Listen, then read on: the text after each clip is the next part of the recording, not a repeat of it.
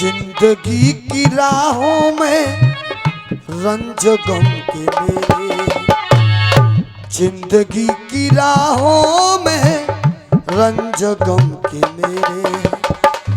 भीड़ है कयामत की, भीड़ है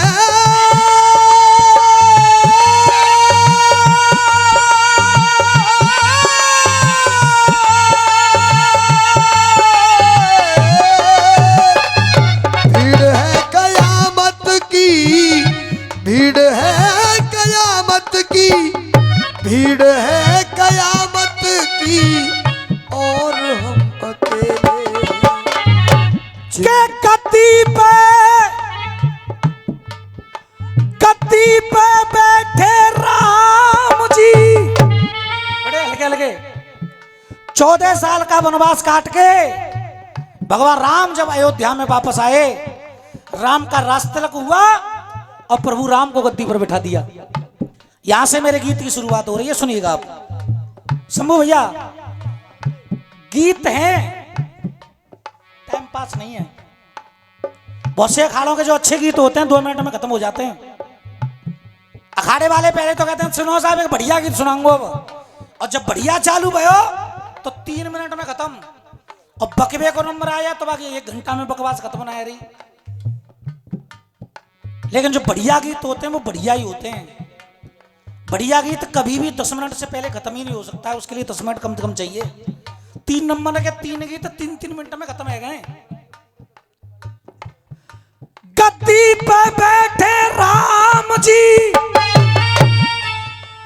और भक्ति भाव में खो गए। गद्दी पे बैठे राम जी और भाव भक्ति में खो गए। राम का दरबार लगा पर वहां भरत भैया रो गए। राम का दरबार लगा हुआ है, लक्ष्मण जी पास में खड़े हैं, हनुमान जी बैठे हुए हैं, भरत जी एक कोने में खड़े हैं, आंखों से आंसू आ गए। राम ने कहा रे भरत, अरे राम यों कहने लगे नेक सत्य बताए दे मोए, क्या भरत तुझको खुशी नहीं जो तुम गए हिल की भर के।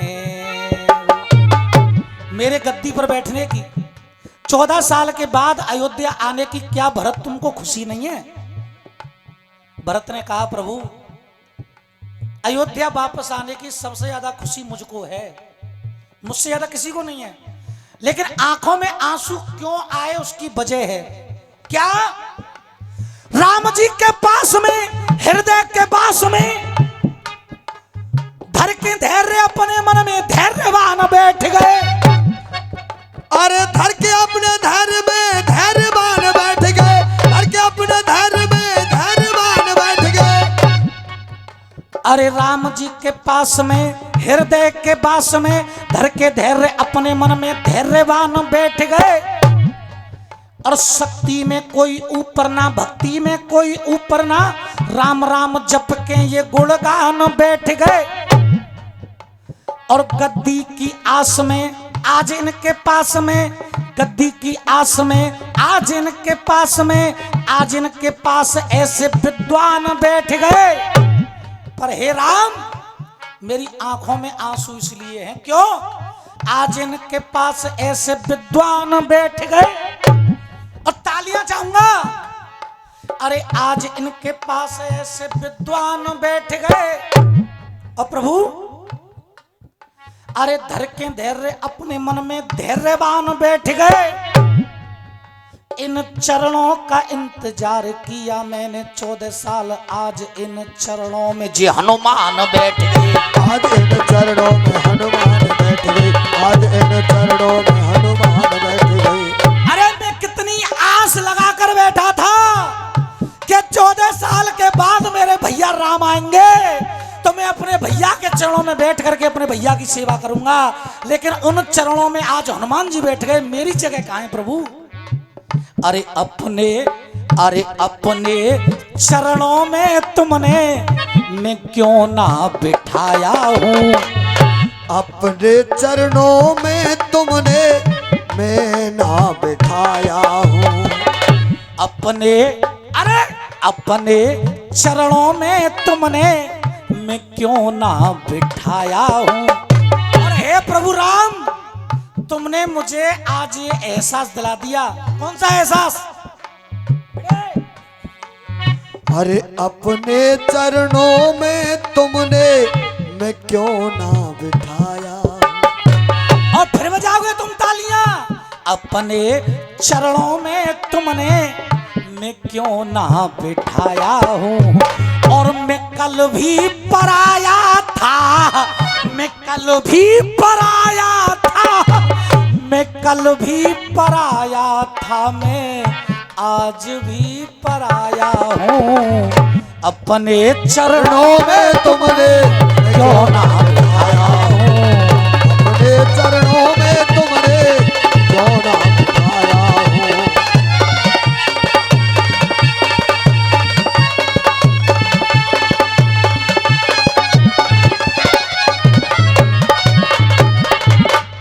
प्रभु राम, आपको नहीं पता, आपने मुझे एहसास दिला दिया कि मैं कल भी पराया था, मैं आज भी पराया हूं। क्यों? अरे असुओं से अपना मुखड़ा, असुओं से अपना मुखड़ा धो धो के काटे हैं। असुओं से अपना मुखड़ा धो धो के काटे हैं। और 14 साल एक एक दिन मैंने, 14 साल एक एक दिन मैंने रो रो के काटे हैं। 14 साल एक एक दिन मैंने रो रो के काटे हैं। क्या यही है कसूर मेरा, क्या यही है कसूर मेरा, मैं के कहीं ने जाया हूँ। मैं कल भी पराया था, मैं आज भी पराया हूँ। अपने चरणों में तुमने क्यों ना बिठाया हूँ।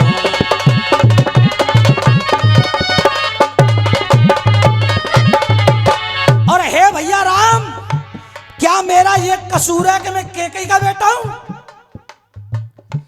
कोई नहीं प्यारा जग में, कोई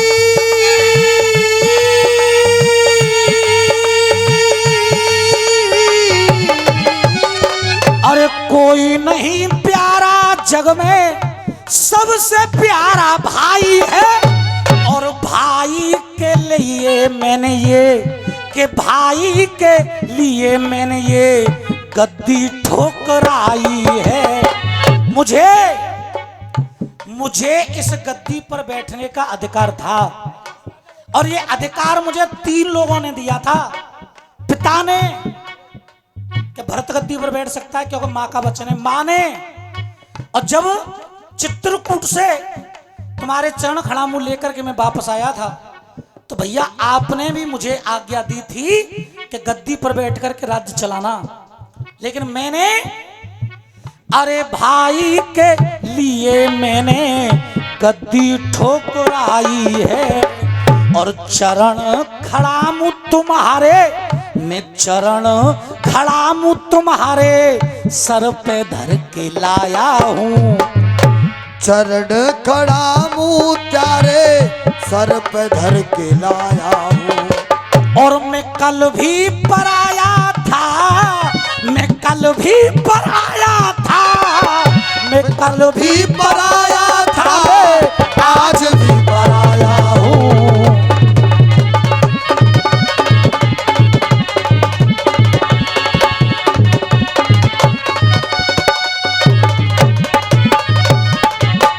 और हे भैया राम, हे भैया राम, बस इतना बता दो, अपने चरणों से भरत को रखते क्यों दूर है। अपने चरणों से भरत को रखते क्यों दूर है।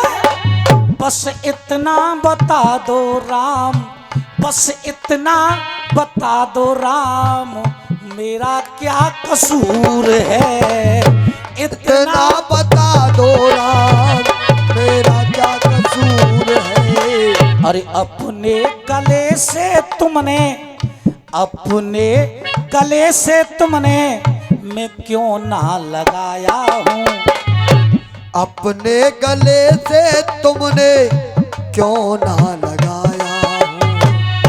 अपने गले से तुमने। बेटे राहुल, राहुल जैसे अखाड़ों से दंगल लगाओगे वैसा ही सीखोगे। शंभू भैया ये सत्यता है, आपके दंगल लपकनते होते हैं तो लपकागिरी है रही है मंच पे। अगर 20 दंगल ईमानदारी से मुझसे हो जाए तो दंगलों के लाजवाब दंगल होंगे, आपके भी लाजवाब। और जो दाग लगा हुआ है वो मिट जाएगा। और तुम कह रहे हो कि खेतन में रसिया होगी तब देखूंगा। तो रसियाबाजी में बहुत बड़ो निकम्मो फटकेबाज रह चुका हूं मैं, बहुत बड़ो निकम्मो फटकेबाज रह चुका हूं मैं। पर जब तक मैं फटकेबाजी और बदतमीजी गाता था मंच पे, तब तक मैं उन मंचों तक नहीं पहुंच पाया जहां तक मुझे पहुंचना चाहिए था। और जब से मैंने अच्छी बातें गाना शुरू किया है, मेरी फैन फॉलोइंग इतनी है कि भाई बुजुर्ग इनका तो छोड़िए, घरों में माता बहनाएं भी अपने फोन में मेरे रसिया सुनती हैं। और सुनने की वजह सिर्फ यही है कि मेरे गीत ऐसे हैं कि इनको हर कोई सुन सकता है। अगर मैं ऊधमबाजी करूं तो कोई नहीं सुनेगा। आप रसिया सुनकर अपने घर जाएंगे वापस। आपके बच्चे, किसी नौजवान की माँ या बड़ी बहन अगर पूछे क्या सुनकर आए हो रसियाओं में, अगर रात भर गाली गलौज है तो बता ना पाओगे क्या सुन के आए। लेकिन जो मैं गा रहा हूं तुम घर पर जाकर के आराम से बता दोगे कि हम ये सुनकर आए हैं रसियाबाजी में। और मेरे गीत का अंतिम बंद है, उसके बाद जय घोष होगा। बड़े भैया, अरे आपके अलावा राम, आपके अलावा राम कोई तीखा ना दूजा है, आपके अलावा राम तीखा ना दूजा है। और मैं मेरे गीत की अंतिम लाइन, अगर मेरा गीत आपको अच्छा लगा हो तो मैं अंतिम लाइन पर एक एक व्यक्ति की तालियां जरूर चाहूंगा, क्योंकि तालियां ही गाने वाले के लिए आशीर्वाद हुआ करती हैं। हे प्रभु, आपके अलावा और कोई तीखा ना दूजा है। 14 साल मैंने तुम्हारे इन चरणों को पूजा है। अयोध्या की गद्दी का गोपाल, अयोध्या की गद्दी का गोपाल न लालची कहाया हूँ, अयोध्या की गद्दी का गोपाल न लालची कहाया हूँ। मैं जानता हूँ राम तुम्हारे, मैं जानता हूँ राम तुम्हारे दिल में समाया हूँ। पर मैं कल भी पराया था, मैं आज भी पराया हूँ।